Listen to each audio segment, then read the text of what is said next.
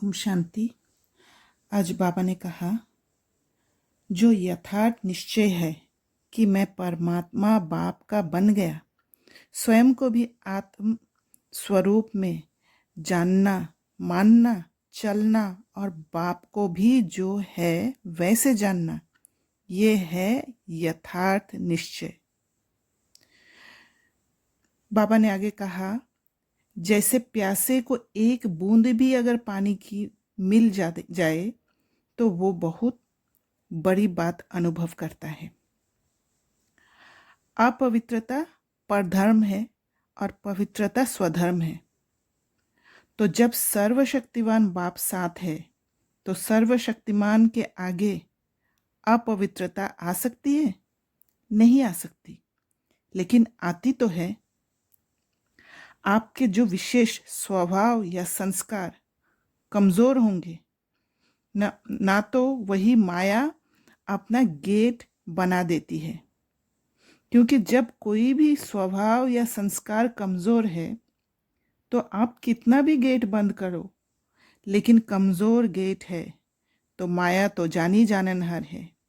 उसको पता पड़ जाता है कि ये गेट कमजोर है, इससे रास्ता मिल सकता है और मिलता भी है। चलते चलते अपवित्रता के संकल्प भी आते हैं, बोल भी होता, कर्म भी हो जाता है, तो गेट खुला हुआ है ना, तभी तो माया आई। बाबा ने आगे स्लोगन दिया है, अपने संस्कार व गुणों का सर्व के साथ मिलाकर चलना, यही विशेष आत्माओं की विशेषता है। जब मिलाकर चलते हैं, एक आत्मा का संस्कार दूसरे आत्मा के संस्कार में मिक्स हो जाता है, माना कॉकटेल बन जाता है। तो कोई भी जैसे जूस का कॉकटेल बनाते हैं, बहुत सारा फ्रूट्स मिक्स कर देते हैं, तो वहाँ पर क्या होता है, एक दूसरे फ्रूट्स का जो टेस्ट है वो एक दूसरे के साथ ऐसे मिलाकर चलते हैं जो टेस्ट ही अलग हो जाता है। माना इस प्रोसेस में आत्माएं एक दूसरे से प्रभावित होने का वातावरण में होते हैं। अच्छे संस्कार का प्रभाव पड़ सकता है, बुरे का भी प्रभाव पड़ सकता है।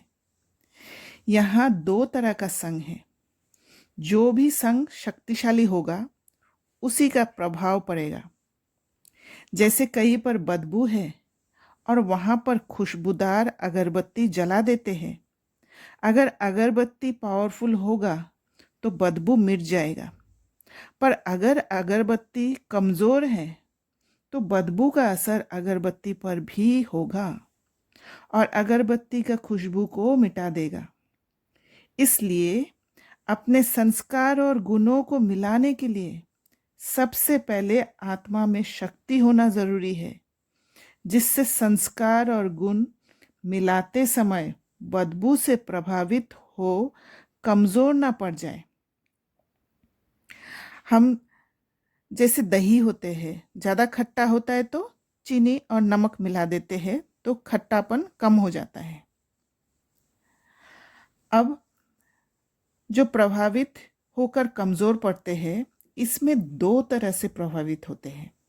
पहला है, कमजोर होने से अपना गुण जैसे कि शांति का गुण में ना टिककर आत्मा अशांत हो सकती है। जब वो सीन सामने आती है तो वो सीन में सामने वाली आत्मा को अशांत देखते हुए खुद भी अशांत हो जाते हैं। दूसरा, ये एक तरह का प्रभावित होना। दूसरा प्रभावित होना है, उस परिस्थिति में शांति का गुण बाहर से प्रकाश कर माना दूसरी आत्मा के आगे झुक जाना, चाहे सामने वाली आत्मा कितना भी गलती कर रहा हो। तो शांति क्या है उसको ना समझकर उसके आगे झुक जाना, उसको शांति मान लेना, उसका अर्थ है उस आत्मा का गलत संस्कार का साथ देना और स्वयं अंदर में हलचल में रहना। आप सब ने अनुभव किया होगा, सहन कर लेते किसी के संस्कार को, सामने कुछ भी नहीं बोलते हैं, पर अंदर अंदर बहुत हलचल चलते रहता है। मैं कहाँ तक सहन करूं, रोज रोज ऐसे करती है, और दूसरे को भी जाके बताते हैं। तो ये भी प्रभावित होना ही होता है, दोनों को ही प्रभावित होना कहेंगे। संस्कार और गुण मिलाकर चलना माना अपना प्रभाव दूसरों पर डालना, ना कि खुद प्रभावित होना। अपना प्रभाव डालने के लिए अपना स्थिति को स्थिर रखना आवश्यक है, जिसके लिए शक्ति की जरूरत है।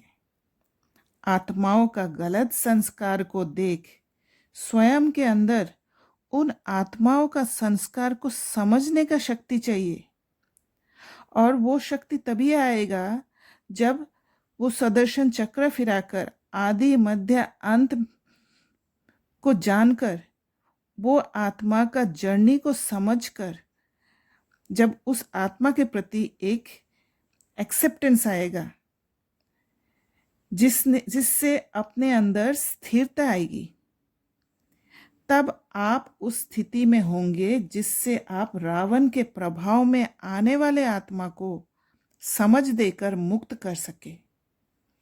यही विशेष आत्माओं की विशेषता है। अच्छा, ओम शांति।